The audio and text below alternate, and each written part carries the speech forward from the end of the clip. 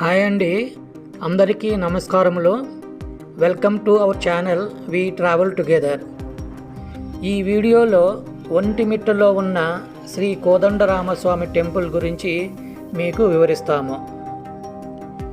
ఈ ఆలయము ఆంధ్రప్రదేశ్ రాష్ట్రంలోని వైఎస్ఆర్ జిల్లాకు చెందిన ఒంటిమిట్టలోని పురాతన దేవాలయము.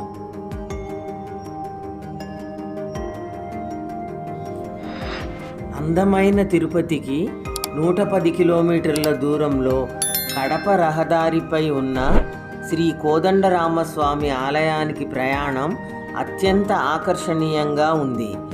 ఈ ఏకశిలా నగరి విశేషాల జరి చారిత్రాత్మక రాచరిక ఘట్టాలకు నిలువెత్తు దర్పణమైన ఈ దేవాలయం 3 గోపుర ద్వారాలు కలిగి విశాలమైన ఆవరణలో కొలువై ఉంది. ఎన్నో ప్రత్యేకతలకు నిలయమైన ఈ దేవాలయం చుట్టూ కారులోనే వీధిలో ఒక ప్రదక్షిణ చేసి ఆలయ ముఖద్వారం చేరాము. ఆలయ ముఖద్వారం సుమారు 160 అడుగుల ఎత్తులో అద్భుతమైన శిల్పకళతో మనల్ని ఎంతగానో ఆకట్టుకుంటుంది.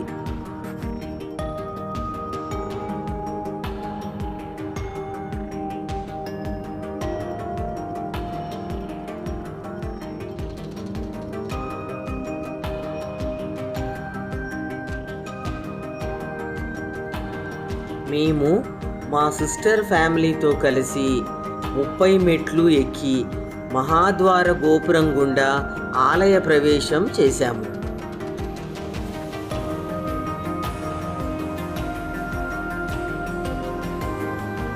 ఆలయం ఎదురుగా ఉన్న ధ్వజస్తంభం ఆకర్షణీయంగా ఉంది. లోపల గుడిలో ఎలాంటి హడావుడి తొందర లేకుండా మనం దైవ దర్శనం చేసుకోవచ్చు. నిలువెత్తు రాములవారి విగ్రహం లక్ష్మణ సీతా సమేతంగా ఏకశిలపై కనువిందు చేస్తుంది. వారి అలంకరణ ప్రత్యేకంగా ఆకర్షణీయంగా ఉంది.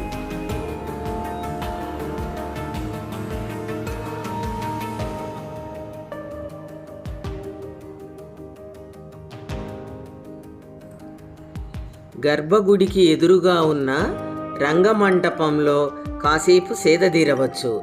దానిలోని స్తంభాలు గోడలపై ఉన్న వందల శిల్పాల శిల్పకళా వైభవం చూసి తీరాల్సిందే. ఈ శిల్పాలు విజయనగరం శిల్పాలను పోలి ఉన్నాయి. గోపురాలు చోళ పద్ధతిలో 3 దశలలో నిర్మించబడ్డాయి. ఆంధ్ర వాల్మీకి అని పేరొందిన వావిలికొలను సుబ్బారావు గారు 1863-1936 కాలంలో ఈ రామాలయాన్ని పునరుద్ధరించారు.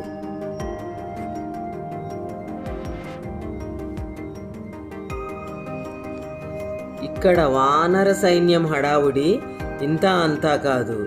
మీరు కాస్త జాగ్రత్తగా ఉండాలి.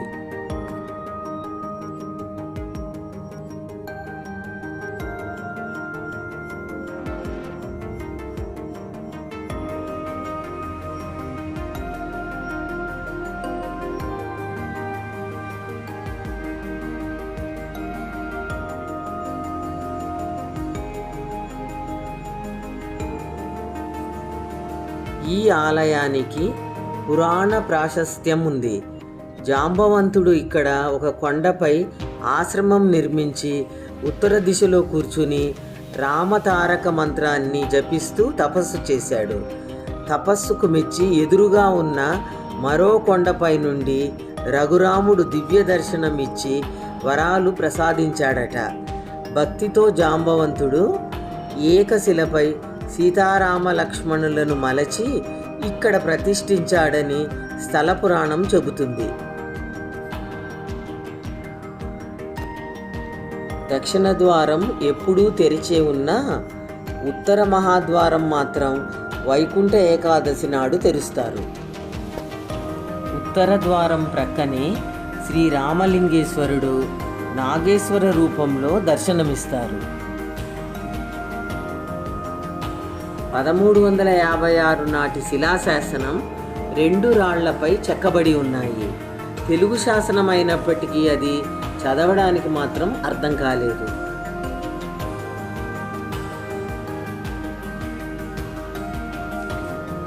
ఈ ప్రాంగణంలో నిత్యం పెళ్ళిళ్ళు జరుగుతూ ఉంటాయట.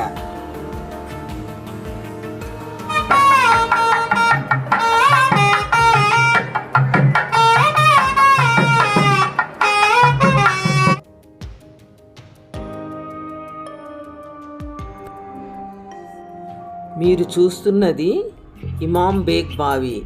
ఇక్కడ భక్తుల సవాల్గా ఓ రామ అని 3 సార్లు పిలిస్తే ఓం అని సమాధానం వచ్చిందట. ఇమాం బేగ్ రాముని భక్తునిగా మారి ఇక్కడ భక్తుల సౌకర్యార్థం బావిని త్రవ్వించాడట.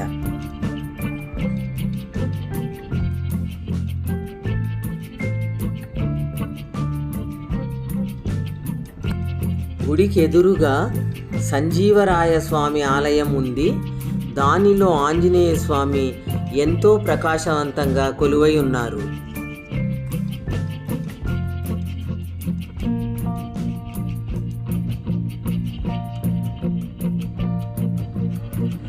రథం ఉన్న రథశాల మూసి ఉన్న కారణంగా చూడలేకపోయాము, కానీ రాజగోపురం ఎంత గంభీరంగా ఉంటుందో రథం కూడా అంతే అందంగా గంభీరంగా ఉంటుందట.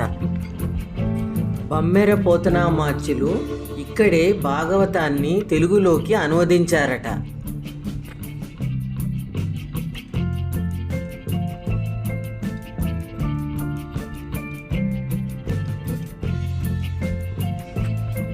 ఒంటిమిట్ట శ్రీ కోదండరామస్వామి బ్రహ్మోత్సవాలలో అత్యంత కీలక ఘట్టం సీతారాముల కళ్యాణ మహోత్సవం.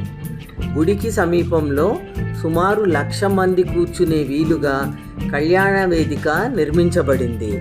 పురాణం ప్రకారం ఆరుబయట పున్నమి చంద్రుడు వీక్షించేలా పండు వెన్నెల్లో సీతారామ కళ్యాణం నిర్వహించాలనేది ఇక్కడ ఆనవాయితీ. ప్రభుత్వం తరపున ముఖ్యమంత్రి పట్టు వస్త్రాలు, తలంబ్రాలు కానుకగా ప్రతి సంవత్సరం అందజేస్తారు. రాత్రి 9:30 గంటలకు మాంగళ్య ధారణ జరుగుతుంది. ఇక్కడి కార్యక్రమాలన్నీ తిరుమల తిరుపతి దేవస్థానం వారిచే నిర్వహించబడతాయి.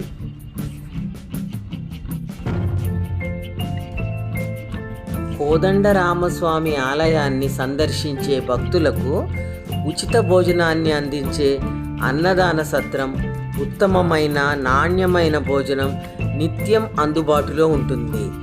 దాతలు తమ విరాళాలను ఇక్కడ అందించవచ్చు.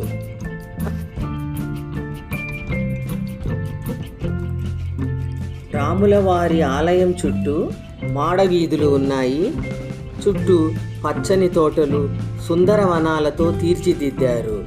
బ్రహ్మోత్సవాల వేళ స్వామివారికి చక్రస్నానం ఎదురుగా నూతనంగా నిర్మించిన పుష్కరిణిలో జరుగుతుంది. తిరుగు ప్రయాణంలో సౌమ్యనాథ స్వామి ఆలయం సందర్శించాము. నారదుల వారు స్వయంగా మూల విరాట్టును ప్రతిష్ఠించారని శాసనాలు చెబుతున్నాయి. ఏడాదిలో ఏదో ఒక రోజు సూర్యకిరణాలు స్వామి పాదాలపై ప్రసరిస్తాయట. ఆలయం చుట్టూ వివిధ మంటపాలు, శిల్పకళలతో అలరారుతుంది. పక్కనే స్వామివారి పుష్కరిణి ఉంది. గర్భగుడి చుట్టూ 9 ప్రదక్షిణలు చేస్తే కోరిన కోర్కెలు తప్పక నెరవేరుతాయని భక్తుల ప్రగాఢ విశ్వాసం.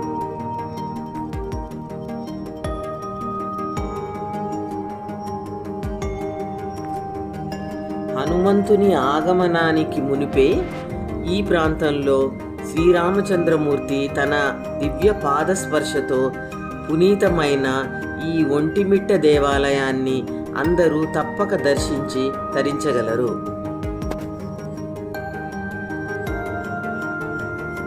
ఈ వీడియోని చివరి వరకు చూసినందుకు మీకు మా యొక్క ధన్యవాదములు. దయచేసి ఈ వీడియోని లైక్ చేసి మా ఛానల్ని సబ్స్క్రైబ్ చేయగలరు.